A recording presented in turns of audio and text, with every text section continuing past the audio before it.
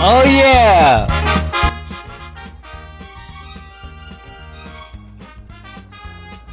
Why is it every time I hear this like music, I get like all amped up and stoked up because I'm thinking that like, oh my god, the Blackhawks are gonna be coming soon.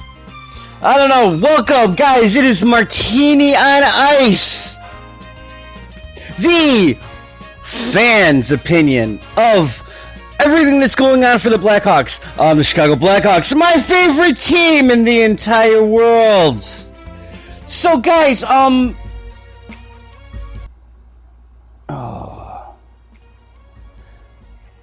a lot of rumors, there's a lot of interest, and there's like a whole bunch of stuff going on about who are the Chicago Blackhawks, who is Stan Bowman eyeing in this draft with this third overall pick.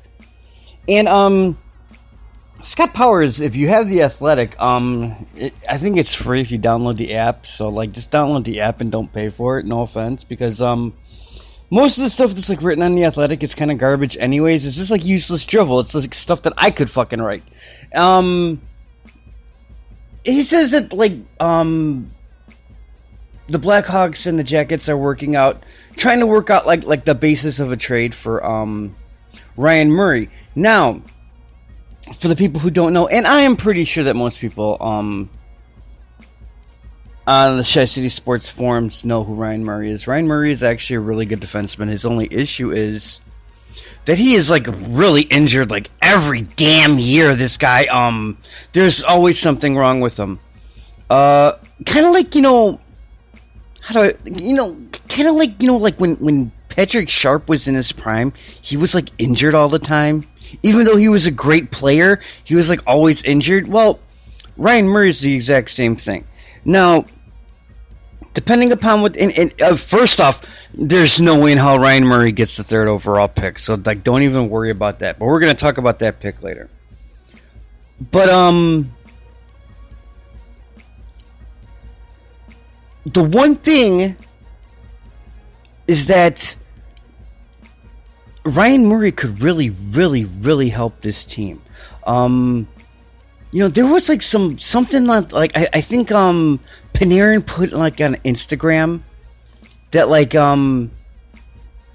he's Patrick Kane, I'm coming for you or something like that.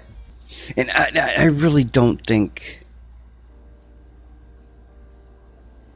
Panarin's coming back to Chicago. We don't really have the cap space for him, especially if the Hawks could get like a Ryan Murray, and if they don't take salary back.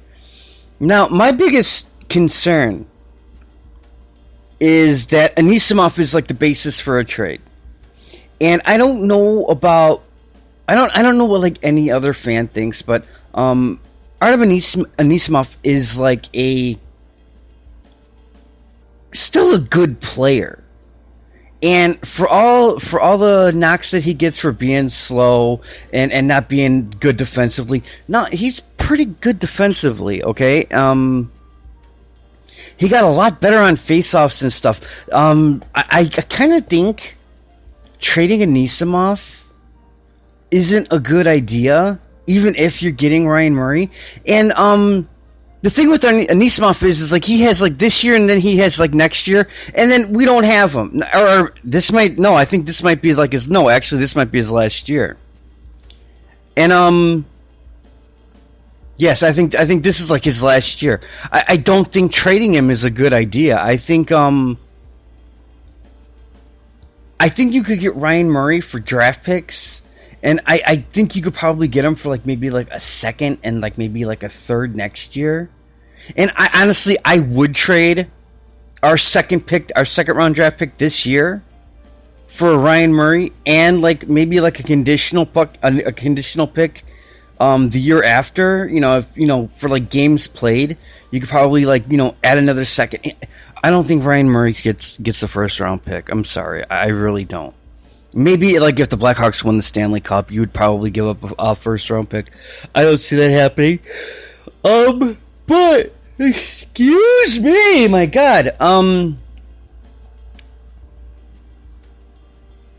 I kind of like this idea of getting Ryan Murray, only because He's injured a lot, but I mean, he's really good when like he actually plays. He's good in the power play. Not gonna really do too much on the penalty kill, but 5-on-5 he's pretty damn solid. You could put like Ryan Murray and Eric Gustafson, my guy, out there, and that's a lot of freaking offense. That is more of a it's not what we as like Blackhawk fans know as like a top pairing, because neither one of them are. Well, Murray's good on defense, but he's not like Duncan Keith's good. And, you know, Gus is Gus. But, they would pretty much be doing like the whole EK when he was on the Senators. The best defense is having the puck all the time.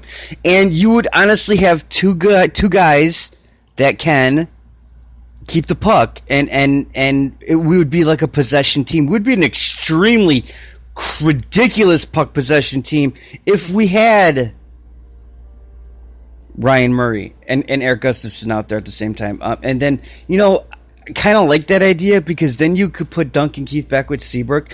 And Keith and Seabrook really weren't that bad together towards the end of the year last year.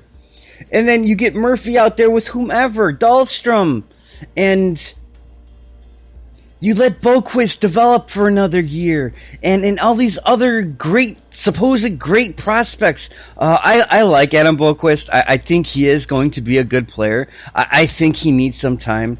175-pound defenseman. I mean, you kind of need some time. And let's talk about the draft. Because I kind of think with like all these rumors of Ryan Murray out there now, and all of the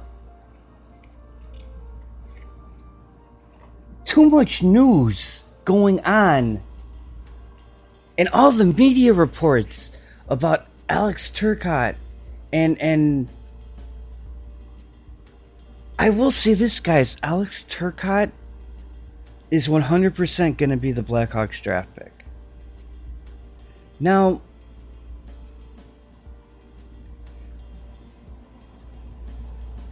am I still Team Byram? I am, because I really don't think you pass up a defenseman that good who has the resume that he has. A lot of Blackhawk fans, not just on this forum, but like, you know, on Twitter, on Reddit, and all these other forums, you know, they got the whole, well, we don't want to draft another Cam Burker. Bowen Byram isn't Cam Burker. And I think I said this in like my last podcast. But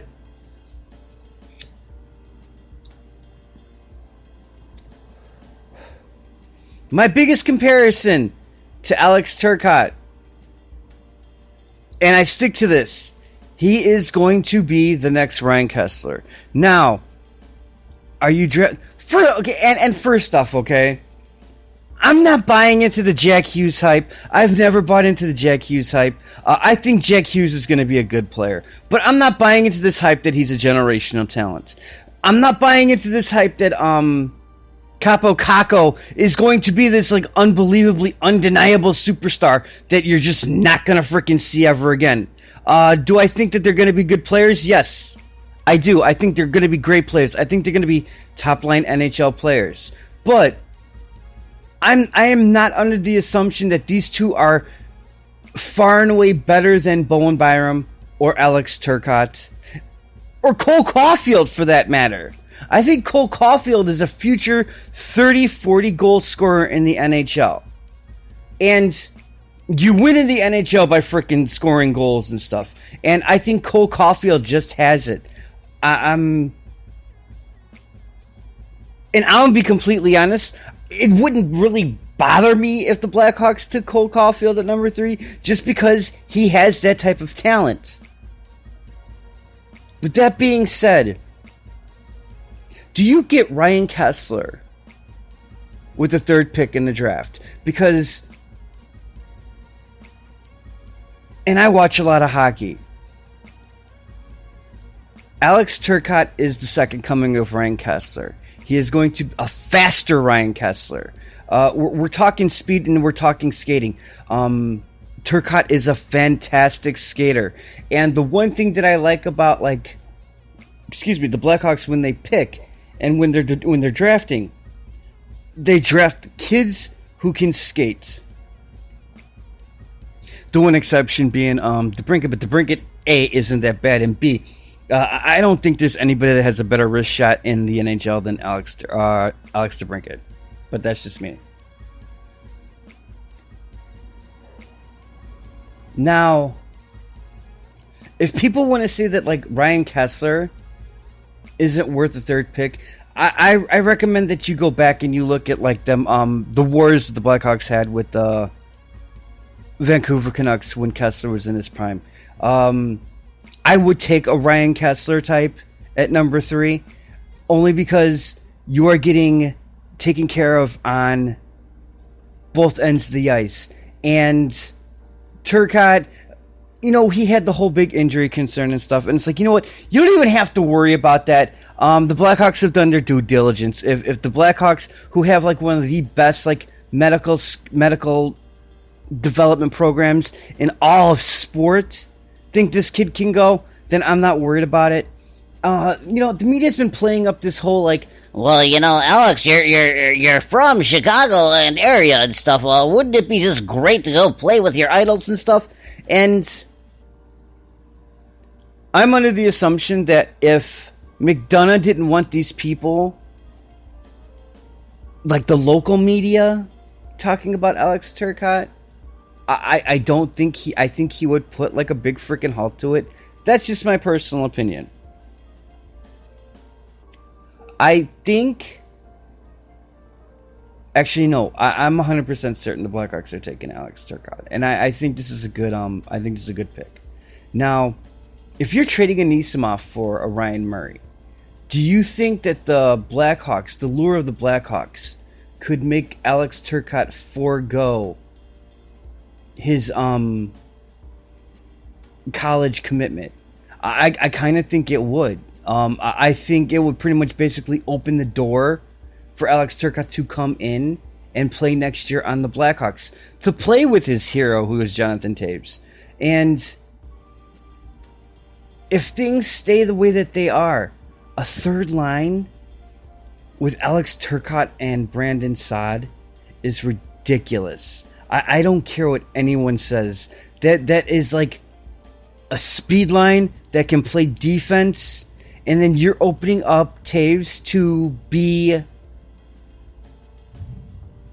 more focused on offense, playing alongside Kane. That's ridiculous. And say you got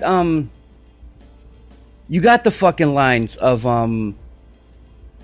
last year, and you got Cahoon with DeBrincat and Strome, and you got Caliglia?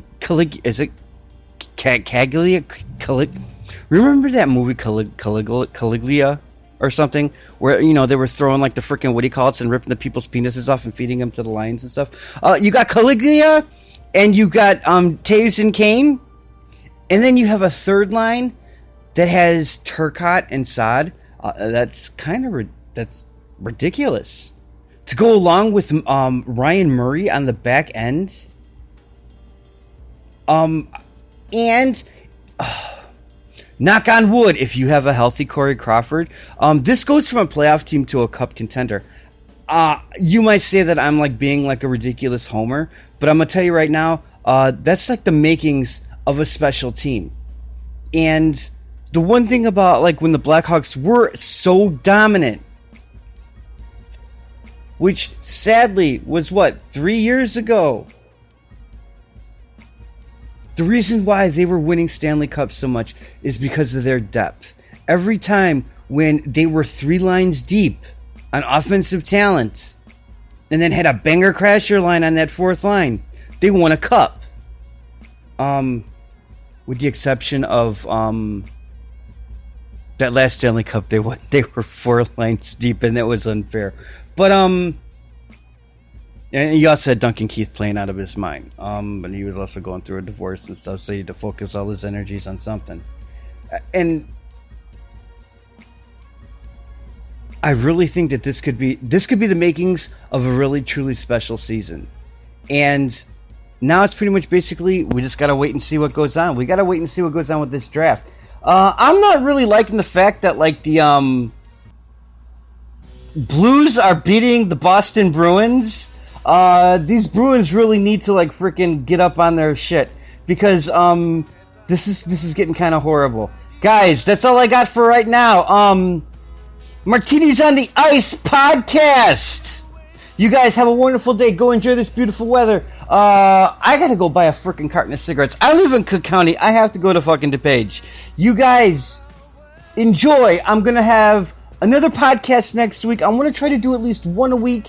I kind of wanted to do two, but I only want to do like one a week now because I don't really have too much time. And I got like a bunch of other podcasts. Guys, did you watch that damn Undertaker freaking Goldberg match? There was like asshole. There was like freaking asshole on the mat. That was disgusting. It was horrible. I'm just glad I don't pay $10 a month to watch one of these guys cripple the other or kill each other.